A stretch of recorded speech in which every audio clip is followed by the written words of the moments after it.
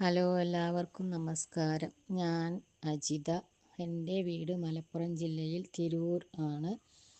ഞാൻ ഏപ്രിൽ മാസം മുതലാണ് യോഗ ക്ലാസ്സിൽ കയറാൻ തുടങ്ങിയത്. എൻ്റെ ഒരു കോവർക്കറാണ് എനിക്ക് ലിങ്ക് ഇട്ടതെന്ന്. അന്ന് മുതൽ ഞാൻ മിക്കവാറും എല്ലാ ക്ലാസ്സിലും കയറുന്നുണ്ട്. എനിക്ക് വന്ന മാറ്റം എന്ന് പറഞ്ഞാൽ, ഞാൻ തൈറോയിഡിന് ടാബ്ലറ്റ് എടുത്തുകൊണ്ടിരിക്കുകയായിരുന്നു.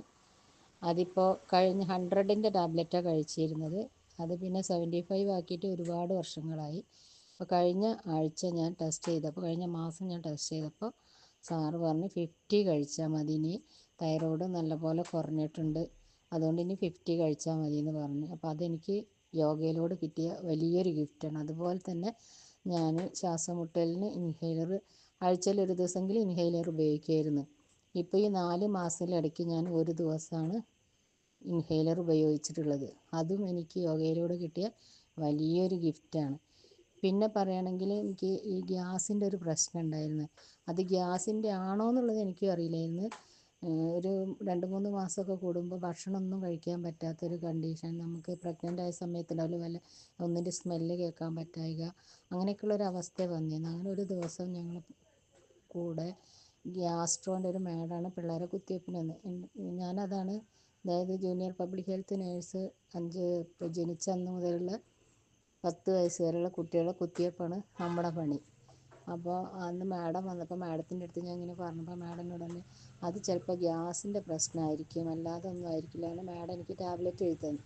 അത് ഒരാഴ്ച കറക്റ്റ് കഴിക്കാൻ പറഞ്ഞു. ആദ്യത്തെ 3 ദിവസം ഡെയിലി 2 നേരം വെച്ചും പിന്നെ ഓരോന്ന് വെച്ചും കഴിക്കാൻ പറഞ്ഞു. അതുപോലെ ഞാൻ കഴിച്ച്. അതിന് ശേഷമാണ് ഞാൻ ഈ യോഗ ക്ലാസ്സിൽ കയറിയത്.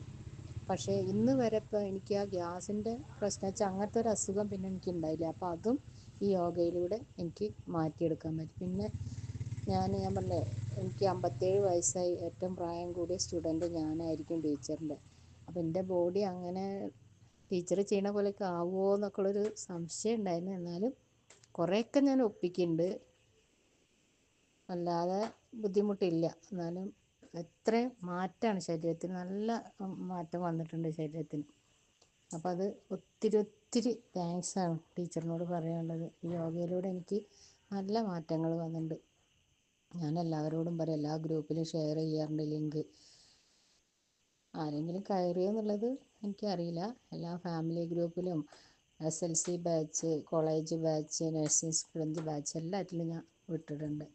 ആരെങ്കിലുമൊക്കെ കയറിയിട്ടുണ്ടായിരിക്കുന്നു വിചാരിക്കുന്നു. അപ്പോൾ ടീച്ചർക്ക് ഒരുപാട് നന്ദിയുണ്ട്. യോഗ ഇനിയും ഞാൻ തുടരണം എന്നാണ്. കാരണം ആ 1 മണിക്കൂർ മാത്രമേ എനിക്ക് യോഗ ചെയ്യാൻ പറ്റുള്ളൂ. അല്ലാത്ത ഒരു ദിവസം പോലും, ഒരു സമയം പോലും എനിക്ക് യോഗ ചെയ്യാൻ പറ്റില്ല.